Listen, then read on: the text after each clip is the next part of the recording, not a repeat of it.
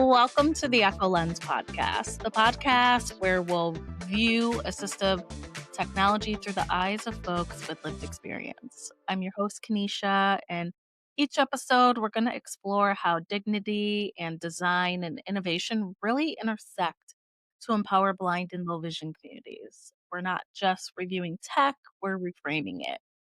And there's a space for truth telling, for honoring the voices that often go unheard, and for challenging the industry to do better.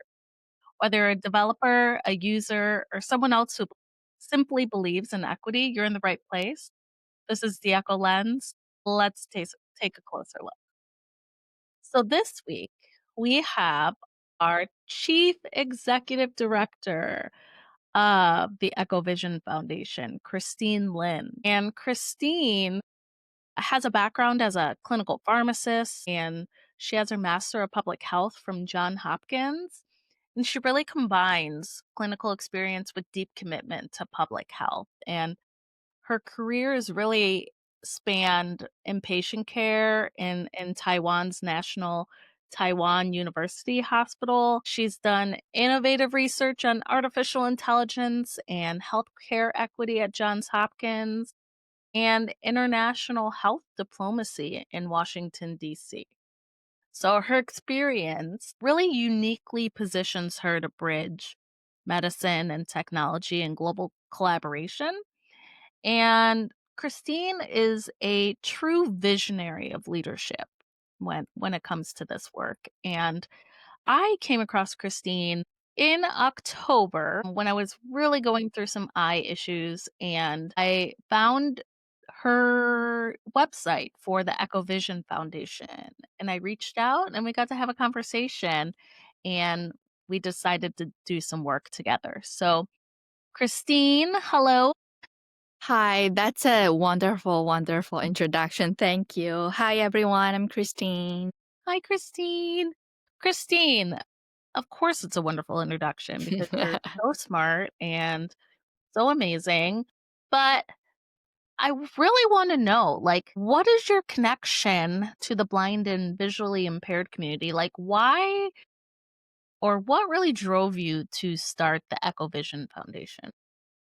So, Echo is actually my grandmother's name. Her name is Echo, and Echo is blind with glaucoma.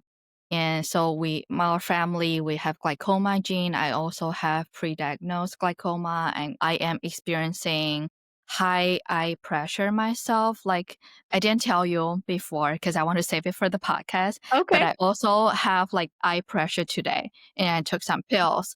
But I think that happens to me and happened to my family. So that's why I want to start to help with the blind. And it starts with like one conversation with my grandmother this year when I go back to Taiwan and I have a dinner with her. And she started crying in the middle of she said, I cannot see you beautifully walking, and I cannot see you wearing beautiful dress. I cannot see you growing up anymore. And that like I start crying in my heart. I cannot Yeah. cry. But so that hit me a lot. I feel like, yeah, and with my family gene, I might be blind in the future.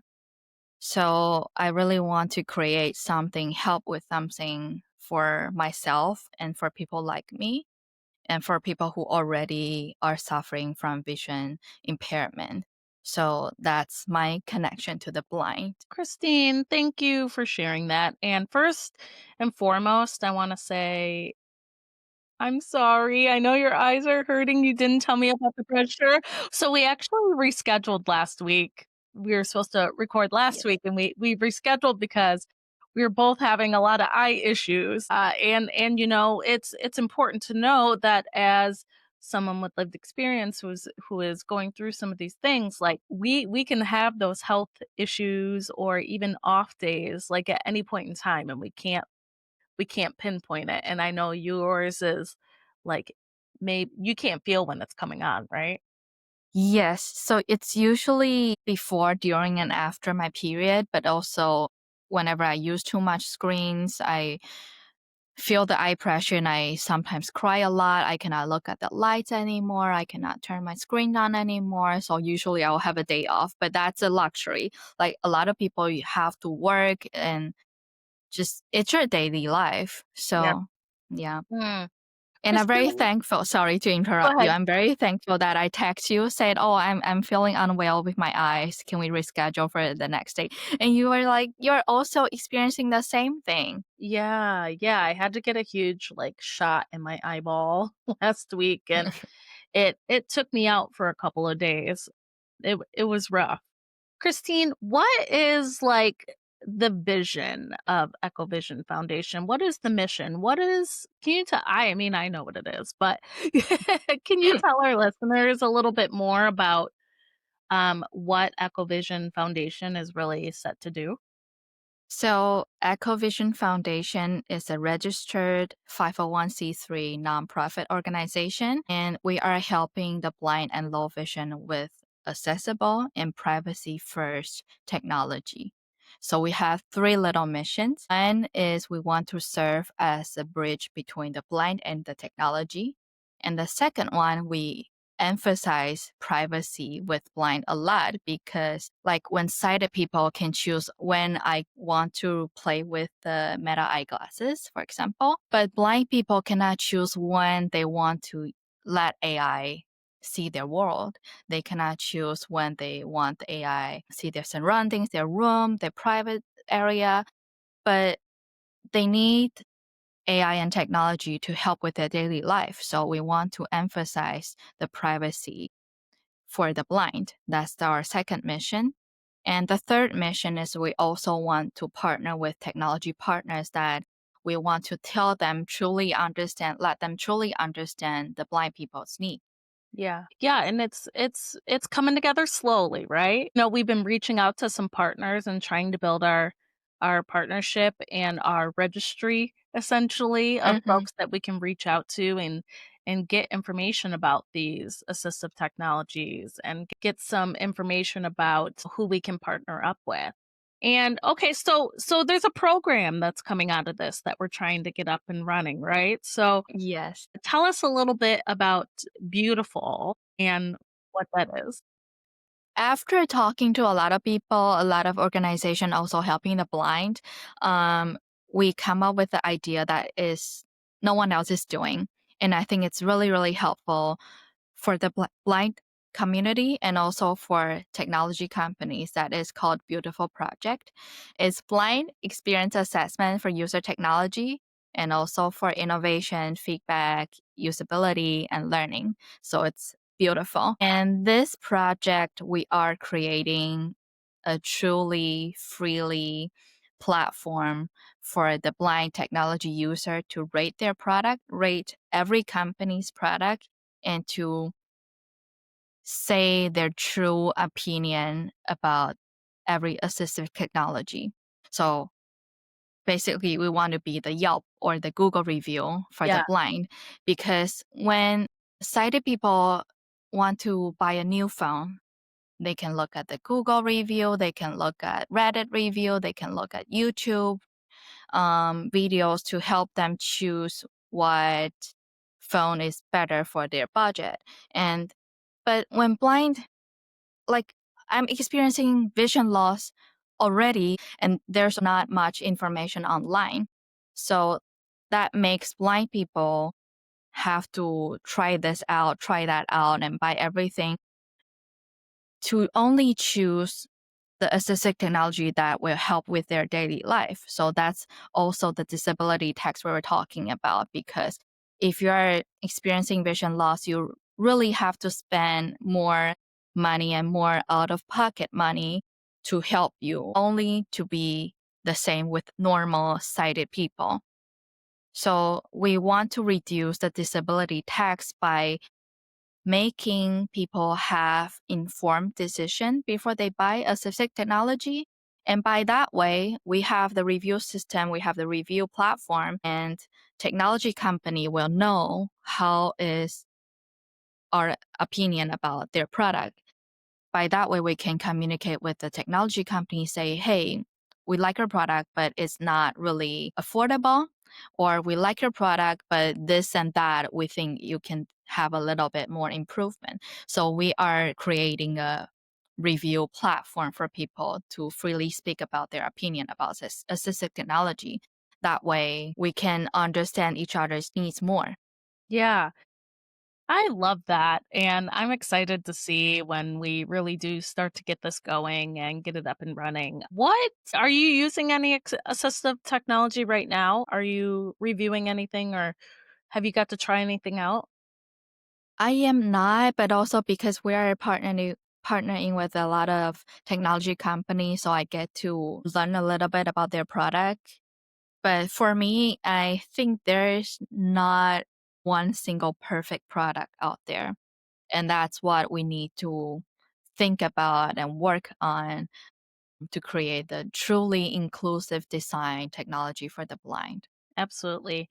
And from my perspective as a user and new to getting involved in assistive technology, like literally a couple of weeks ago, I think I had my first meetup with my assistive technology teacher to start to learn some of the new stuff. And there is so much. And I know that I have a privilege coming from a sighted world to now being legally blind, but it's a huge learning curve. It's a huge learning curve to learn some of these. They're very expensive unless you can find resources and get connected through organizations like us or some of your local organizations like your state bureau services or whatever it may be so they can help you with that. And a lot of folks end up exactly doing like you said, buying things like I think I bought like 3 or 4 different magnifiers even and tried them out and I was like, "This is not it." So, right, like going through and trying to find the best tool for you to be able to use. So, what is one tool right now that is like out there that you really love? But that I really love, let me think about it. Yeah. Like for example, for me, I am very interested in testing out and diving into the AI classes. Like it's going to be really cool and already had experiences where I've been in the store and I can't read the labels and I get overwhelmed with the fluorescent light and things of that sort. I have learned that with AI glasses I could just say, "Hey Meta, read this for me," or whatever brand that we're Mhm. using and it would be able to help me make my life a little bit easier in the store. I do really think AI smart glass is the future for the blind Yeah, because it's right there in front of your eyes and you can see through the glasses, like see through the glasses. But yeah, but they're also very expensive. I don't think there is a like 100% perfect solution right now. It should be more accessible and they should be also inclusive designed for the blind. Like they should have blind people tested and they should have blind people's feedback. I agree. Yeah. But I do think AI smart glasses are the future. Yeah, I think they're really awesome, and like we were talking about, there's so many different brands that are building them and, Mhm. getting into research around them, right? I also want to talk about the screen readers. I Yeah, think it's very, very useful for the blind using technology. Like, for example, they use laptop, they want to look at the website, but their accessible function is not complete. And there's a lot of improvement has to be done. But I'm saying the screen reader is also very helpful for blind people, especially who are working with blindness. yeah, I haven't fully tried to use Screen Reader yet, like, I'm still learning, and I know there's a couple of different options of that too, like JAWS or Fusion Mm. or even just the built-in, voiceover, which is Mhm. really interesting, but yeah, that's all new. So I love that, already know about the things that you want to offer to people and you've been doing your research on that and it's really important. So, is anyone else in your family blind? No, What so far, you I don't want to say that, but so far it's only my grandmother. Okay, okay. I was just wondering because you had said that the family has the gene that Yes, going through, so that's really interesting. my father, as a software engineer, he also have a lot of eye pressure.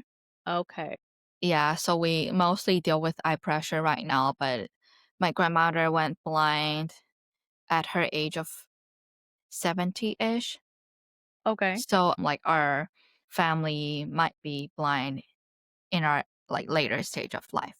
okay. And eye pressures are no joke.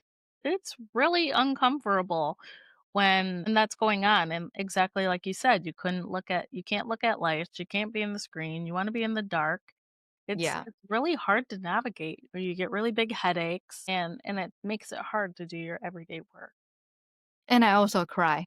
Yes. Oh, which makes it worse, I think, right? Yes, yes. Because then your body's going through the stress of that too. Getting back to Echo Vision a little bit here.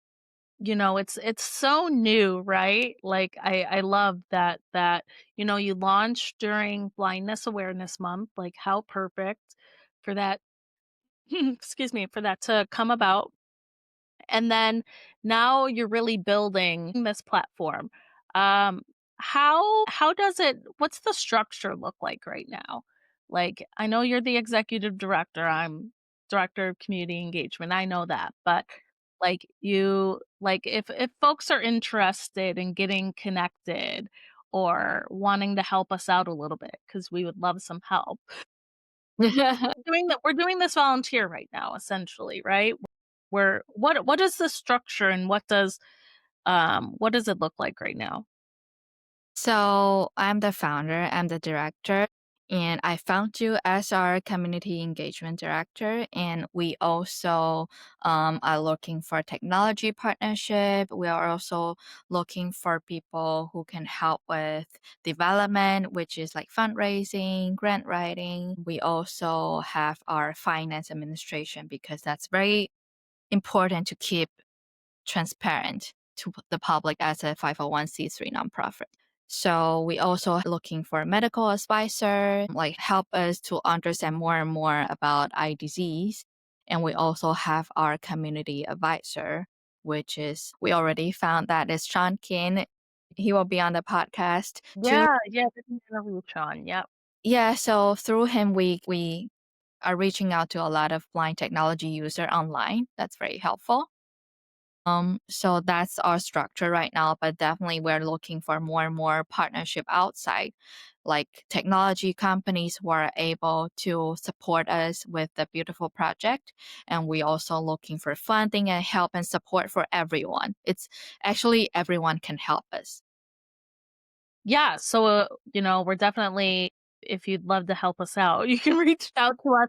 We'll have some contact information in the show notes, but, yeah, so we're at this building stage right now, trying to make our partners, trying to fundraise some funding, and trying to get connected to some of these tech companies, and we have been. We're making partnerships with folks, but, it takes a village to be able to do this work. And, what's a little unique is, Christine, you're building this with lived experience of experiencing, you know, connection to the blind and visually impaired community.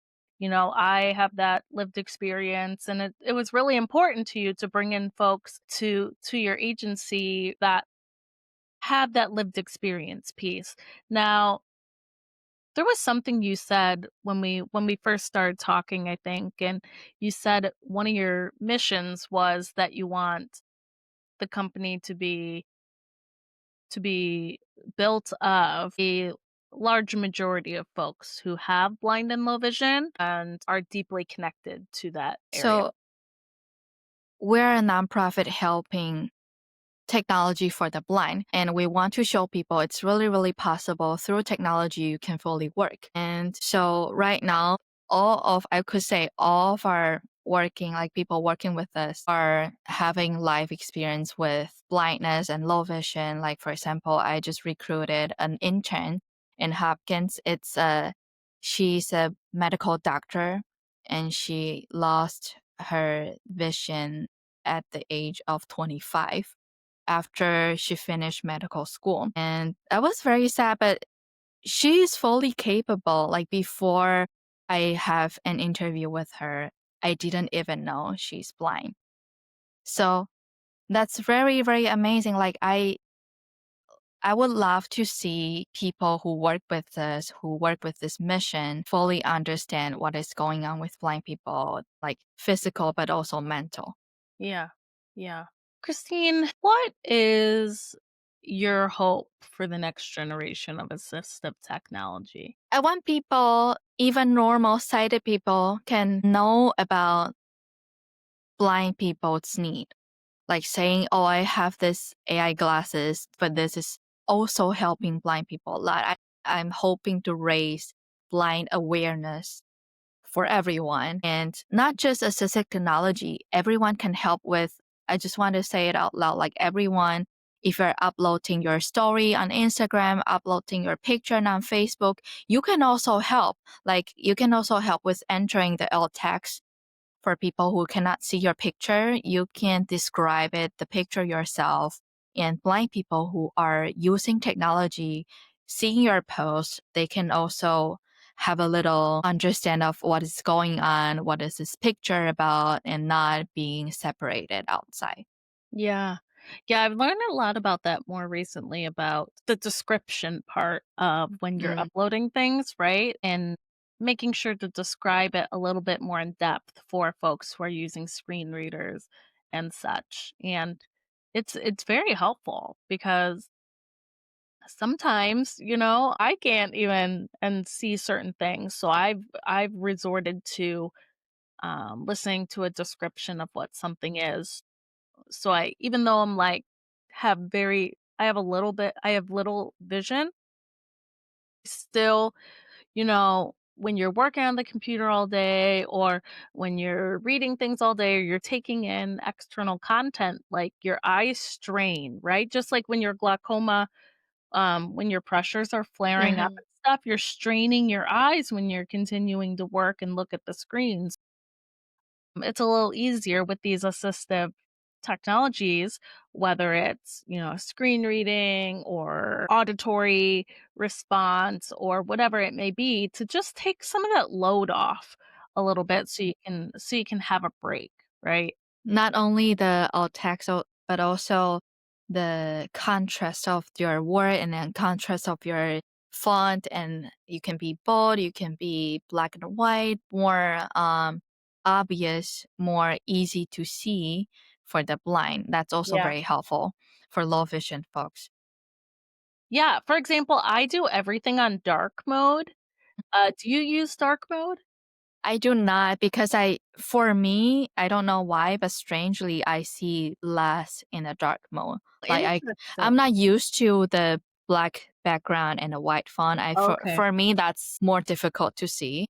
Okay, that's really interesting, and for me, it's like the opposite. I am very much if it's a black on white paper, like, it's so bright that it's hard for me, so I do everything on dark mode or low contrast, low background light, all of those things. Really interesting. But for me, when I'm reading paper, I usually print it out because it will not increase my eye pressure that much. So I like to print it out and read it on the paper. That way, it's more comfortable for me. Okay. Well, see, look at all these different tips that we can have for folks. And what's really cool is as we go deeper into this podcast, and we'll definitely have Christine back, as we continue. We'll do check-ins for sure. But we're gonna have folks on here that we're talking to that are connected to the blind and low vision community or are experiencing some lived experience in themselves, and they'll be able to share and tell us about some ways that tips and tricks, that they use to be able to go about their everyday lives to make things a little bit easier, right? Yeah, like my ultimate goal is for blind people can use technology to live like sighted people and people couldn't even tell they are blind. That's the best. Like they wear the smart glasses, they have the cane or they don't even need the cane anymore and they could just live like people who don't need a lot of aids and a lot of help and who don't look like I don't want blind people to look like blind. I want them to fully function, live with dignity, and just use technology to fill the gap of their vision loss. And that's very, very helpful. Like when people think of the blind, they think of the elderly, they think of people who have disease or have some accident and they went blind. But actually, no, blind people are among us. Like, I could be blind, you could be blind. Every person, they can be blind the other day. You don't know, but like with technology, you can live like you have vision. And I think that's very important. And I think that's the future I want to create for myself and also for you. Like, I know it's already very difficult to experience the vision loss, but you have to trust and you have to believe that with technology help, you can live normally like sighted people. It can be achieved by technology companies' awareness, it can be achieved by support from sighted people, support from everyone, and it can be achieved by blind awareness in the society. Yeah, I agree. I agree. Christine, what is something you would love to leave our listeners with today? I want to say if you're excited, just imagine for even 5 minutes, close your eyes, experience what your life would look like without your vision. Because everything you see, everything you experience right now, it's all with your vision. And you have to understand people without the vision, how difficult it is.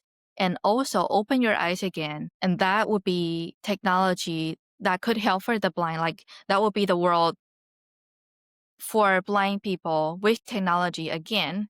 So I hope more and more people can understand the importance of vision and also understand the importance of technology for the blind that can really, really help them to see like you see.